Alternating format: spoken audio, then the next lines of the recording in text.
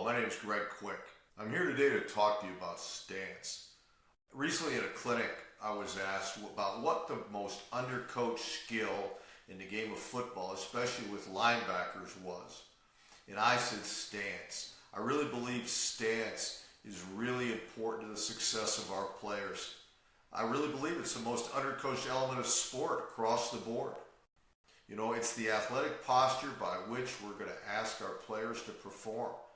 It's the starting point, it's the midpoint, and it's the ending point of most of the skills that we're going to ask our players to perform and that are important for their athletic success. So let's get into it right now. First of all, in omnia paratus means ready for anything. And just as the athletes pictured on this slide, doesn't matter whether you're a football player, a goalie, a golf, or a weightlifter, you have to be ready for anything. We got to be able to adjust. We got to be able to play and to react to what's going on around us.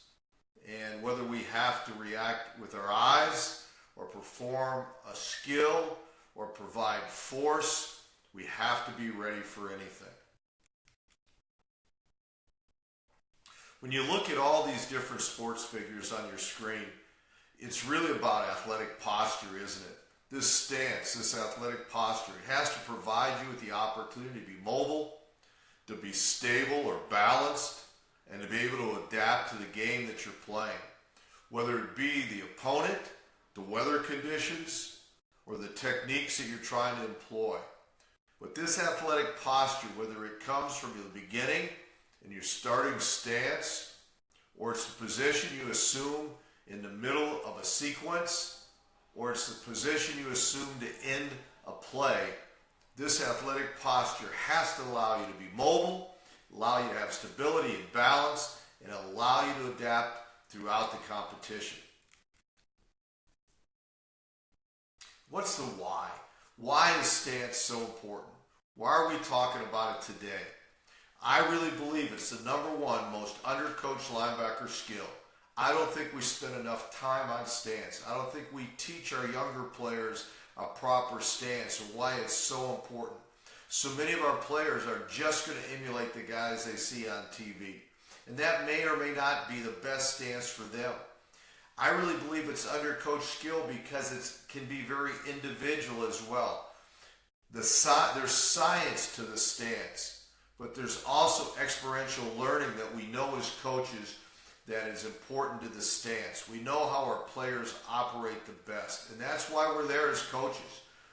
It's not just to put a cookie-cutter stance and shove that player into that stance, but we've got to adapt the stance to the abilities, the strengths, the weaknesses, and the body type of the player that we're dealing with.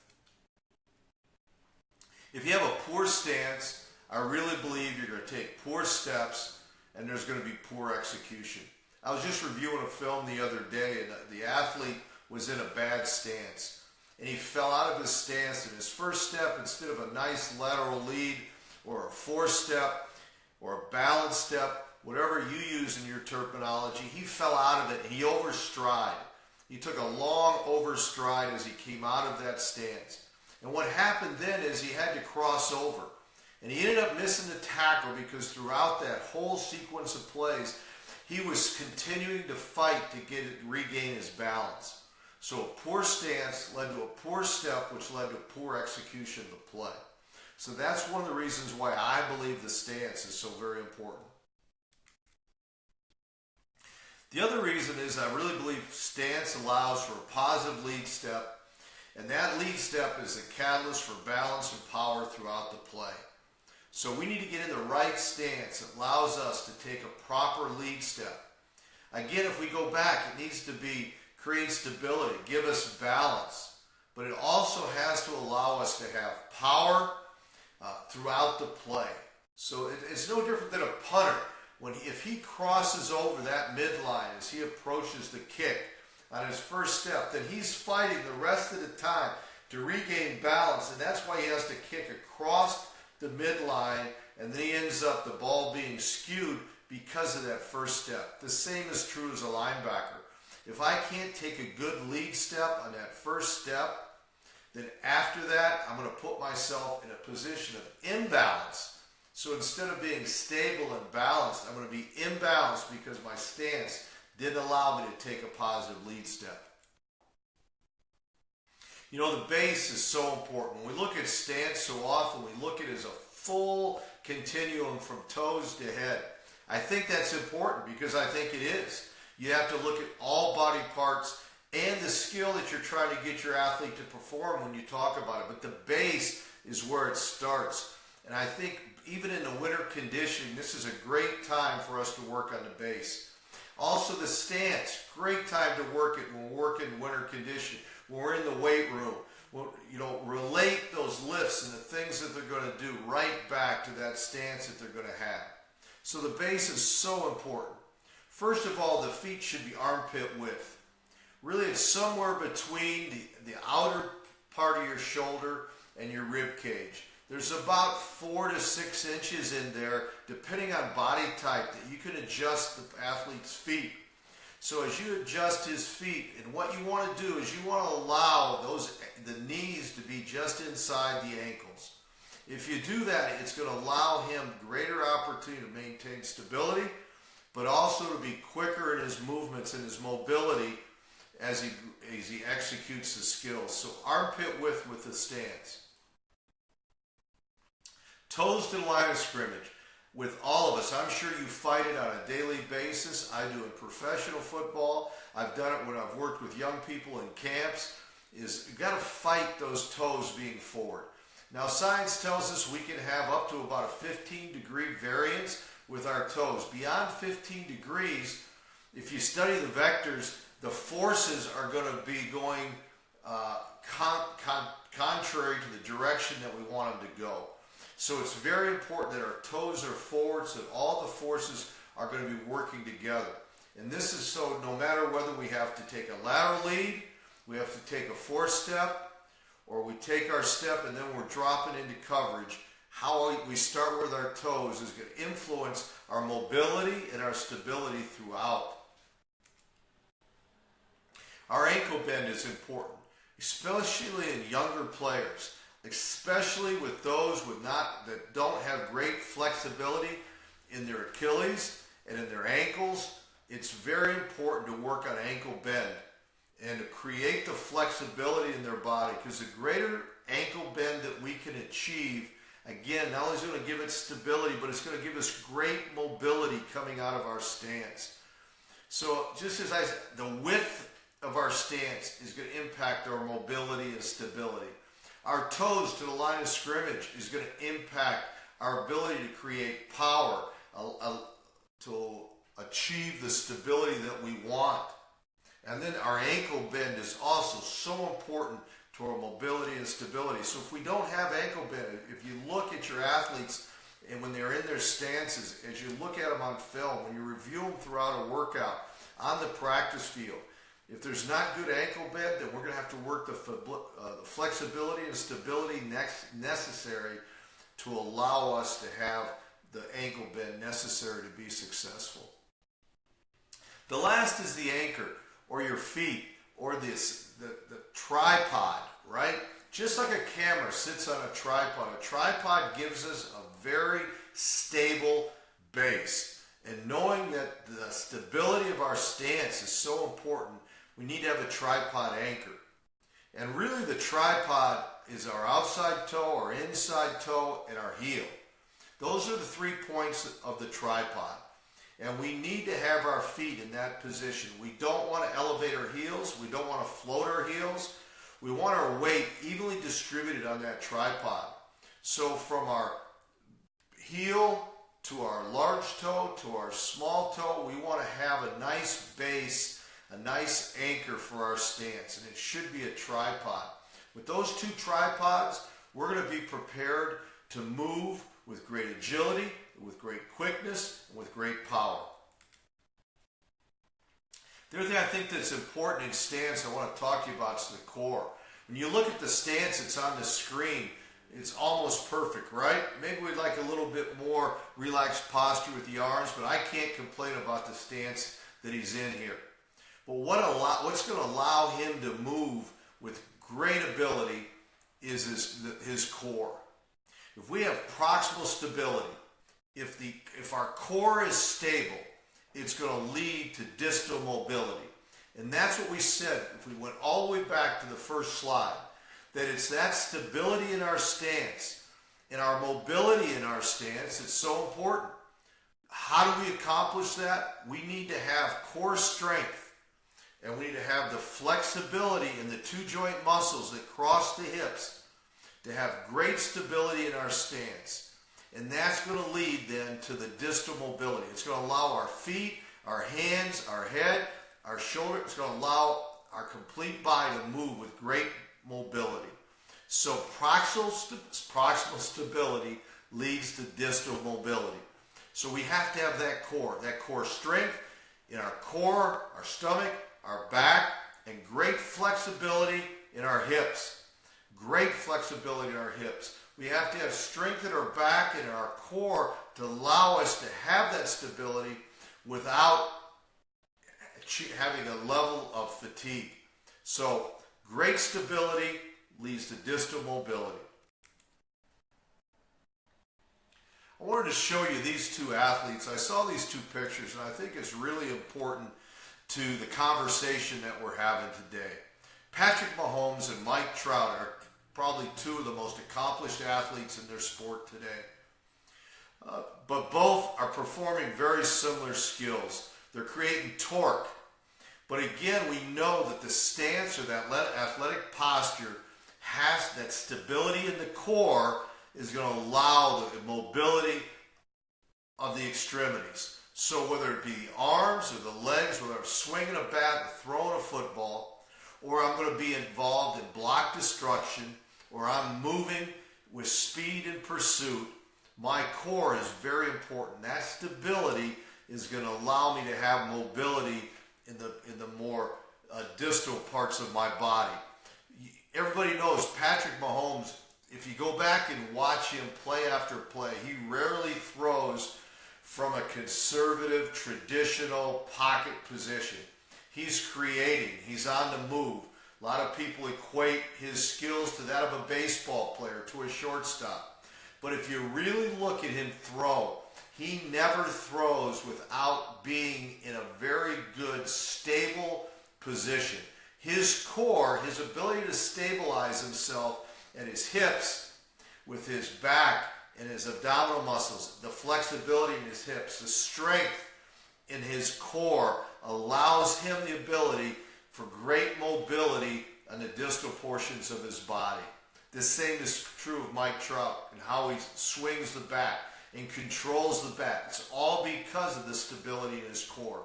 So I just wanted to emphasize using these two as an example of how important, and to be at the extreme levels of their sport they couldn't be without having that stability in their core.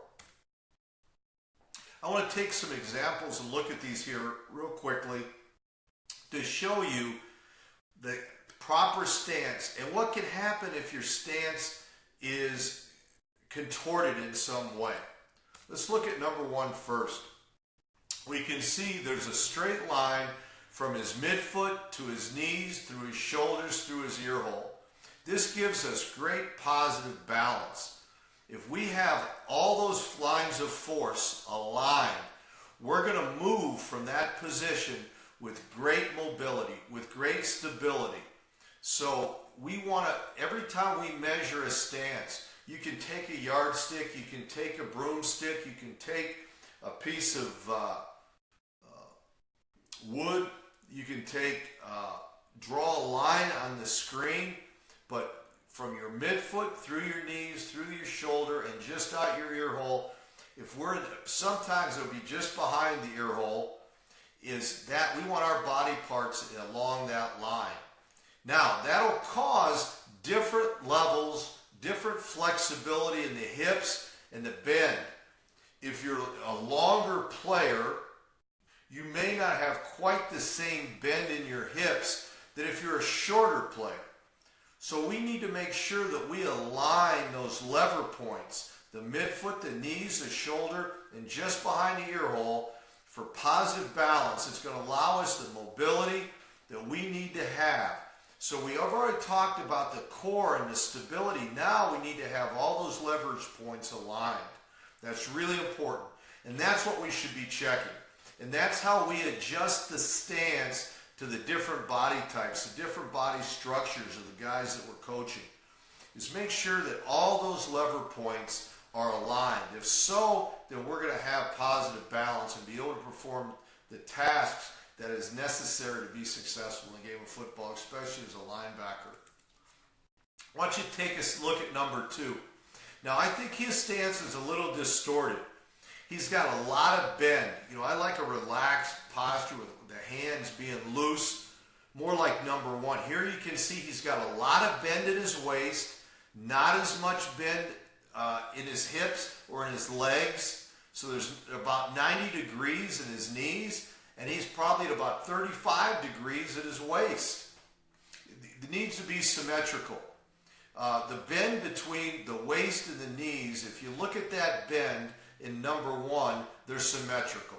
In number 2, it's distorted.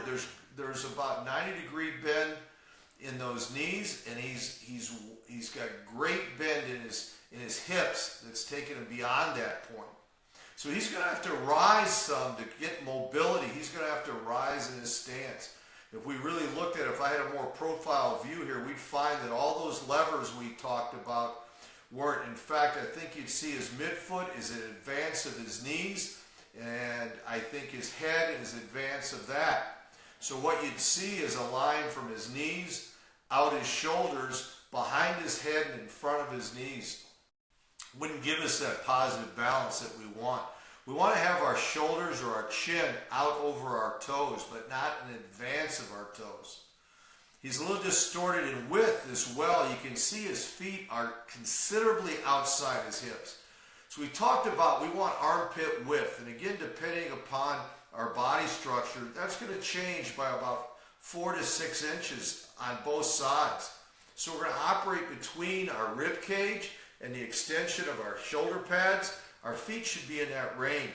And it looks to me with our knees just inside our ankles. To me, he looks distorted. It looks like his feet are far outside of that. And the reason this concerns me is that when he takes his first step, he's not going to be able to take a lateral lead or a 4-step or a drop step of positive nature. He's going to have to step under himself to get into a balanced position. So his first step is going to be a negative gain instead of a positive gain. That's why I talked about number 1 being a positive balance. He's going to be able to take a positive first step. I don't believe the young man in example 2 is going to be able to take a positive first step. I think his operational position is poor, and it's going to force him to take a step under his body, or a false step, as we like to say. So we want to eliminate that false step just by changing the bend in his waist, and in the width of his feet are going to be very important. Again, we want to put his midfoot, his knees, his shoulders, and just behind his ear hole in a straight line. And we want to have his feet just so that his ankles are just a little bit wider than his knees, but in that armpit width. That guarantees positive balance and a positive first step. I think if we saw that, we would find that he's a little distorted in his width and his bend. Let's take a look at these young guys in example 3, because I think it's important we start from the youngest age through college on into professional football, that we're always coaching stance. We're always working with them. Because if they're going to be stable, if they're going to be balanced, if they're going to be mobile, if they're going to accomplish the skills we want them to at every level of competition, it takes proper balance. So if I look at number 3 and I look at that young man, I look the line through his midfoot, through his knee, look where it puts. It puts his weight is all forward. He's in poor balance. He's got his hands are almost extended straight on his thigh boards. So he really doesn't have the core flexibility and strength to get into the stance like the example of 1, where he has good strength. He has in his hips, he's got good flexibility in his hips. He's got good core strength, which puts him in a nice, positive, balanced position. Number 3 is in a poorly balanced position. He has no ankle bend, again, possibly because of flexibility and strength. And he has his hip bend is pushed back, again, because of the two joint muscles and where he's at, he doesn't have the strength and flexibility in those two joint muscles to get into a positively balanced position. So I hope this helps you look at how can I measure, how can I judge, how can I help my athletes get into a good stance. We want all those leverage points in line, the midfoot, the knees, the shoulder, and the ear hole. And that creates a positive balanced position. I want to take here, these are screenshots, so they're a little bit distorted. They're not real clear, but they're off of film. You know, oftentimes coaches go to clinics and they talk about what they do, but when you turn the film on, it doesn't always show up. So I think it's important to show you some close-up stills because I wanted to isolate the points that we've talked about, but also show you what it allows you to do. So these are athletes that I've coached and last year that I coached, and I want to show you the elements that allows them to step laterally, to step forward, and to enter into a drop. So there's 360-degree motion from this balanced stance that we're talking about. So it's probably a little bit narrower than a lot of guys are used to getting into. We want that armpit width. And here in this first picture, it shows you his ability from that balanced posture to take a positive first step. So he's going to take that lateral lead step with that first step out of that balanced stance. Okay, so he gets that first foot in the ground. Now we know that second step, whether I'm an O lineman, a D lineman, a linebacker, a running back, and even a quarterback, a wide receiver, ability to get the second foot in the ground is so important. So you can see here, he's back into that, he's taken that first lateral lead step. He's still got good flexibility in the hips and knees here. So throughout his motion, so as he's taking this shuffle run, if you will, forward to fill the line of scrimmage, as he's getting ready to enter into some block destruction, he needs to maintain that athletic posture. So you can see the first step gets in the ground, the second step is moving in that direction, and then that's going to put him in position. So now he's back in that balanced position. That third, fourth step now is almost into the ground. He's in position. He's got eye leverage. When I say eye leverage, his eyes are below, his navel is below. He has leverage on the man that he's going to beat. And that allows him, how is he going to win? With torque. His ability to create force, his ability to use torque to spin him. He's either going to spin him on a vertical or a horizontal plane. As he drives him back, he's actually going to spin his center of gravity back, which allows him to gain control, and he's still in that balanced position. So I just wanted to establish for you from that balanced stance, we're going to work throughout the progression to the point of contact out of that athletic position, that athletic posture that we talked about. Now, we take that same stance. You can see nice balanced stance. Great bend in the hips and legs. It's symmetrical. You can see his chin is out over his toes. You can tell this young man's a little shorter in the legs, longer in the torso. But again, if I draw a line from his midfoot, his knees, his shoulder, it's going about right behind his ear hole. So he's in that nice athletic stance. Now, this young man is going to run vertical. So now he's going to be engaged. Here he's running downhill right now. So you can see he's got that first step forward. He's moving the weight forward. He's still in a good balanced position. All that weight's moving forward. And now on the third slide, we can see he got that first step in the ground, the second step in the ground. Now he's getting ready for the third step coming back. But look at the running posture. He's extended just like any runner we would want, from his toe to his knee to his hip, out his shoulder. There's a straight line. He's getting full extension of those levers as he runs. So he's going to arrive at the line of scrimmage. So let's just assume that this is a blitz. He's going to arrive at the line of scrimmage with great speed and great power because he came from a balanced position in his stance. Now he's in a power position. He's in a great sprint position as he proceeds throughout the rest of the play. Here, I want you to look at this player. He started to take that lateral lead step. Again, very balanced posture, great core stability, great flexibility in the hips and knees, very symmetrical, same bend in the hip as he has in his knees. See the bend in his ankles?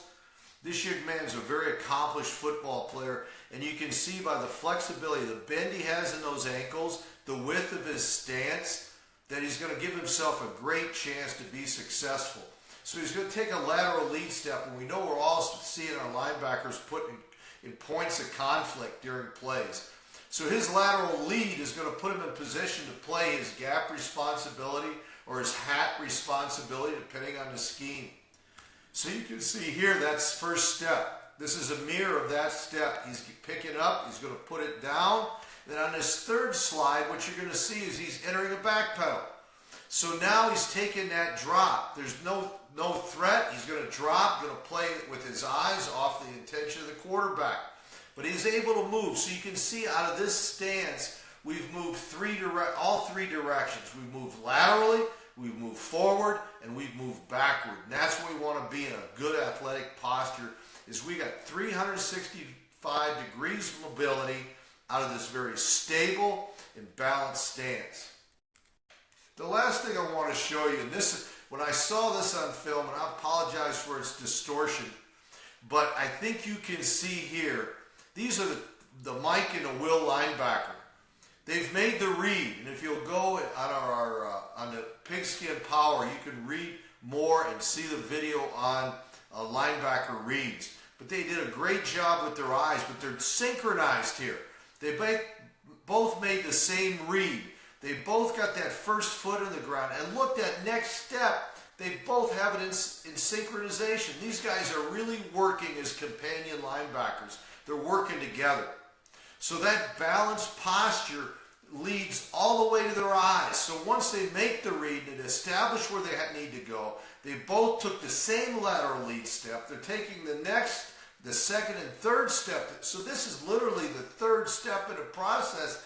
They've got similar bend, great bend in the hips, good bend in the knees, but their step progression is exactly the same, and it's going to put them at the point of attack, and they're going to marry the football at that point of attack. But I was really pleased to be able to find this component in the video that shows two linebackers coming out of the same stance, reading the same key, making the same steps. And I think that's what we all want our athletes to be able to do. So stance is so important, so very important. That athletic posture gives us stability and great mobility.